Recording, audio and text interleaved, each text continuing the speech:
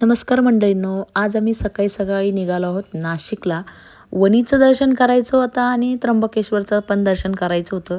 हा 2-3 दिवसाच्या आधीचा शूट आहे, कारण त्याच्यानंतर रेंज नव्हती व्हिडिओ पोस्ट करायला.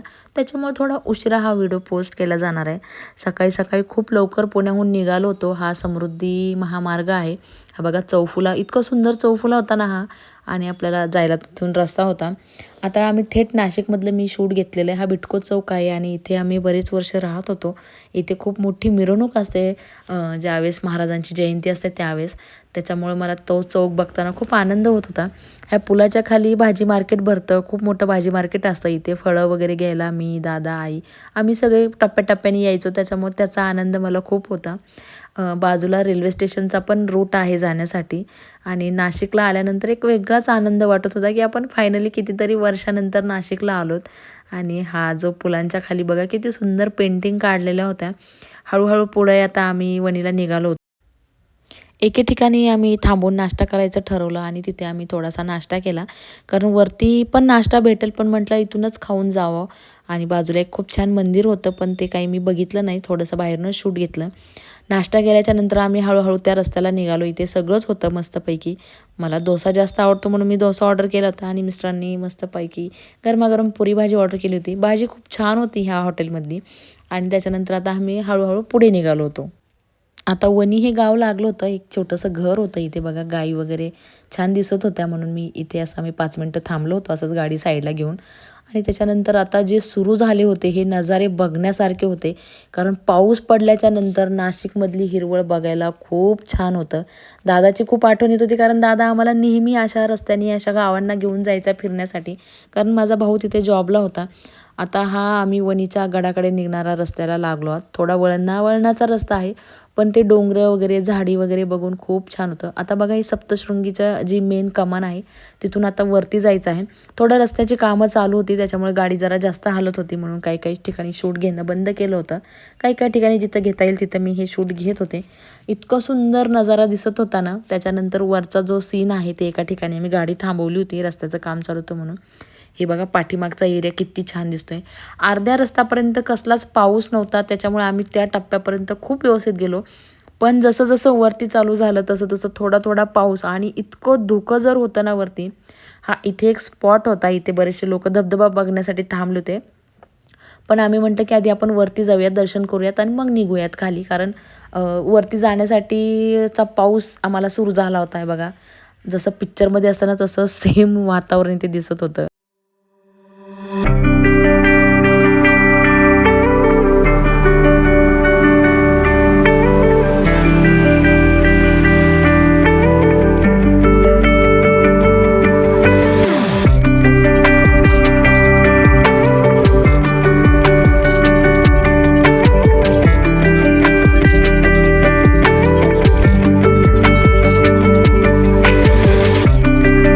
त्याच्यानंतर आम्ही एका ठिकाणी गाडी पार्क केली, आणि इथे पार्किंगची सुविधा नाही आहे. ह्याच लोकांकडे तुम्हाला गाडी पार्किंग करावी लागते, आणि त्यांचं एक असतं की ओटीचं सामान घ्या आणि आमच्याकडे गाडी पार्क करा. मग आम्ही एक ठिकाणी देवीसाठी ओटी घेतली, आणि आता आम्ही पायऱ्याने जायचं ठरवतं, कारण माझे मिस्टर पहिल्यांदा आले होते आणि त्यांचं म्हणणं होतं की मी एकदा फर्स्ट टाईम आलो तर मला पायऱ्या चढून जायचं आहेत. इथे दुकानावरती बघा किती सुंदर मूर्त्या आणि पेंटिंग वगैरे ठेवलेल्या होत्या, फ्रेम होत्या. मी त्यांना दाखवत होते. हे बघा पहिले देवी अशी होती, कारण मी पहिली पण देवी बघितलेली आहे. पहिले पण देवीचं दर्शन घेताना. आता तिचं सुधारित रूप आहे. आता तिचा शेंदूर काढल्यानंतर ती देवी अजूनच सुंदर दिसते. आता आम्ही वन टाईम पायऱ्याने जायचंच ठरवलं होतं, आणि हा आता इथून गड चढायला चालू केला होता आम्ही. तुम्ही दोन्ही ह्यानी जाऊ शकता. रोपवे पण आहे. रोपवे थोडासा अलीकडच्या साईडला आहे. आम्ही विचार केला की अगोदर पायऱ्या चढून जाऊयात आणि मग येताना रोपवेने येऊया. मी दोन्ही टायमाला पायऱ्या चढून गेले. त्यावेळेस रोपवे नव्हता. त्यावेळेस ज्यावेळेस दादा राहत होता त्यावेळेस रोपवेची कामं चालू होती. नंतर रोपवे झालेला होता. आता म्हटलं की चला पायऱ्याने वरती जाऊया. आता मला थोडासा थकवा जाणवत होता, पण चला म्हटलं की आपण ह्यांनी पहिल्यांदा आले तर आपण चलूयात. पाऊस कंटिन्यू चालू होता त्याच्यामुळे, आणि धुकं तर इतकं होतं ना, असं काहीही दिसत नव्हतं, पण खूप छान आल्हाददायक वातावरण होतं. पाण्याची जागोजाग व्यवस्था केलेली आहे, त्याच्यामुळे छान वाटते. बाथरूमची व्यवस्था आहे जागोजाग केलेली. इथे शेजारी एक डाव्या साईडला रामाचं मंदिर होतं. 2 मंदिरं आहेत रस्त्याने चालता चालता. आता आम्ही हळूहळू वरती निघालो होतो. इथे एक आहे नवनाथांचं, एक आहे तर आणि त्याच्यानंतर दत्तांचं पण मंदिर आहे. आणि हळूहळू आम्ही आता देवीच्या गाभाऱ्यात चढलो आहोत. श्रावण चालू झाला होता आणि पहिल्याच दिवशी, श्रावणातल्या पहिल्याच दिवशी आम्ही छानपैकी आईचं दर्शन घेतलं होतं. आणि ही जी देवी आहे ना, ही खूप सुंदर आहे. खूप मोठी देवी बघायला भेटते. लांबूनही दर्शन घेता येतं आणि विशेष म्हणजे फोटो पण काढता येतो. त्याच्यामुळे लांबून हे बघा किती मी झूम करून दाखवते. किती सुंदर रूप दिसतंय. थोडं गाभाऱ्यातलं पण शूट घेतलं. तिथं थोडं रागवतात, पण थोडंसं सगळेजण शूटिंग करतात. त्याच्यामुळे ते छान वाटत होतं बघायला मस्तपैकी. दर्शन घेऊन मग आम्ही थोडंसं टर्न होऊन पुढे आलो. तिथे बरेच जण फोटो काढत होते. तिथे आम्ही 2-3 फोटो काढले आणि त्याच्यानंतर आम्ही डायरेक्टली आता खाली निघालो. आम्ही रोपवेनी जायचं ठरवलं होतं. रोपवेचं तिकीट 120 ते 140 अशा दरम्यान काहीतरी आहे. परतीच्या प्रवासाचं डबल तिकीट नाही आहे. एकाच तिकिटामध्ये तुम्ही खाली आणि वर जाऊ शकता. पण आता आम्ही एक टाईम चढून आलो होतो. त्याच्यानंतर आम्ही एक टाईम पायऱ्यानी न जाता रोपवेनी जाणार होतो, म्हणून आम्ही 240 रुपयाचं दोघांचं तिकीट दिलं होतं. हे बघा, ही रोपवेची छानपैकी व्यवस्था केलेली आहे. जे वयस्कर आहे, ज्यांना पाय दुखतात, ज्यांना चढणं होत नाही पायऱ्या, त्यांच्यासाठी ही एकदम बेस्ट पर्याय आहे. आणि रोपवेने फक्त आणि फक्त 10 मिनिटालाही कमी अंतरात आपण खाली आणि वरती पोहोचू शकतो. आम्ही पण रोपवेचा आनंद घेतला.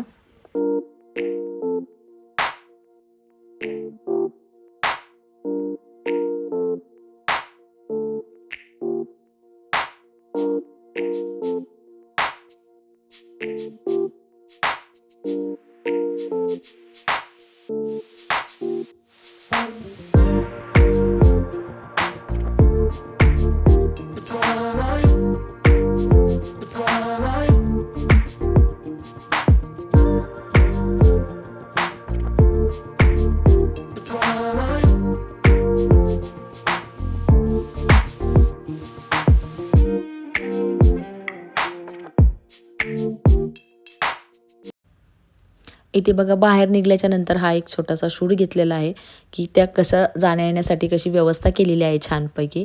इथे तुम्हाला पेमेंट केल्याशिवाय बाहेर निघता येत नाही, त्याच्यामुळे पेमेंट करा व्यवस्थित. आणि त्याच्यानंतर तिकीट जर असेल काढले तर ते सांभाळून ठेवायचं. इथे तिकिटाचा दर दिलेला आहे मुलांसाठी, वयोवृद्ध लोकांसाठी आणि आपल्यासारख्यांसाठी काय काय तिकिटाचा दर आहे तो दिलेला आहे. हा दोन्ही टायमाचा दर आहे, म्हणजे तुम्ही जाताना आणि येताना एक टाईम पे करून जाऊ शकता. डबल इथे पैसे द्यायची गरज पडत नाही. त्याच्यानंतर आता आम्ही बाहेर निघालो होतो. पाऊस कंटिन्यू चालूच होता, त्याच्यामुळे छत्र्या आणलेल्या होत्या. ज्यावेळेस पावसाळ्यामध्ये तुम्ही इकडे येत असाल तर छत्र्या, रेनकोट जवळ ठेवावंच, कारण इथे कधी पण पाऊस चालू होतो. धुक्याचं वातावरण होतं आणि मस्तपैकी गरमागरम इथे एका ठिकाणी कंस चालू होते गरम. तर म्हटलं चला आपण हे कंसाचा आस्वाद घेऊयात. 1-2 कंस खाल्ले आम्ही आणि आता निघालो होतो परतीच्या प्रवासाला, म्हणजे खाली निघालो होतो गडावरून. परत धुकं आणि परत पाऊस चालू होता आणि हे वातावरण खूप छान वाटत होतं बघायला. मस्तपैकी वातावरणाचा आनंद घेत घेत आम्ही आता खाली निघालो. वाटेत एका ठिकाणी एक छानसा वॉटरफॉल होता आणि आम्ही तिथे गाडी थांबवली होती आणि त्याचं शूट घेऊ म्हटलं, तिथे फोटो काढूयात. इतका सुंदर धबधबा होता ना, त्याचा आनंद फार छान वाटत होता. पहिला एवढा धबधबा आम्ही जवळून बघत होतो. खूप छान होतं, मस्त वातावरण होतं एकदम.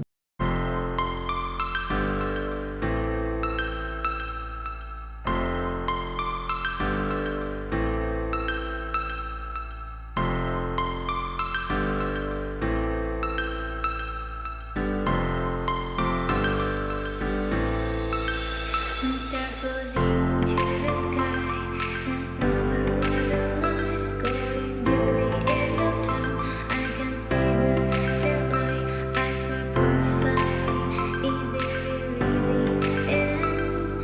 Just so like a stranger, so far away from me. You said you're running for me, but I managed for our story. Baby, don't be sorry for me, 'cause it's just a perfect story. You said you're running for me, but I managed for our story. Baby, don't be sorry for me, 'cause it's just a perfect story. एके ठिकाणी छानसे इथे पेरू होते, छोटंसं shop होतं आणि तिथून आम्ही काही पेरू घेतले होते खाण्यासाठी. त्याच्यानंतर आता त्र्यंबकेश्वरच्या रस्त्याला निघालो होतो, म्हणजे आम्ही तिथे पोहोचल्याच्याच जवळपास होतो. रस्त्याची प्रचंड कामं चालू होती, त्याच्यामुळे जास्त शूट घेता नाही आलं काही ठिकाणचं. व्ह्यू छान होते, त्याच्यामुळे ह्याचा आनंद घेतला आणि हा व्हिडिओ इथेच संपला. तुम्हाला हा व्हिडिओ कसा वाटला मला कमेंट करून नक्की सांगा. सुंदर सुंदर नजारे ह्याच्यामध्ये खूप छान आहेत, बघण्यासारखे आहेत आणि त्याच्या पुढचा व्हिडिओ तो तर फारच अप्रतिम आहे. तर तुम्ही माझ्या चॅनलवरती नवीन असाल तर माझ्या चॅनलला लाईक, शेअर, सबस्क्राईब जरूर करा.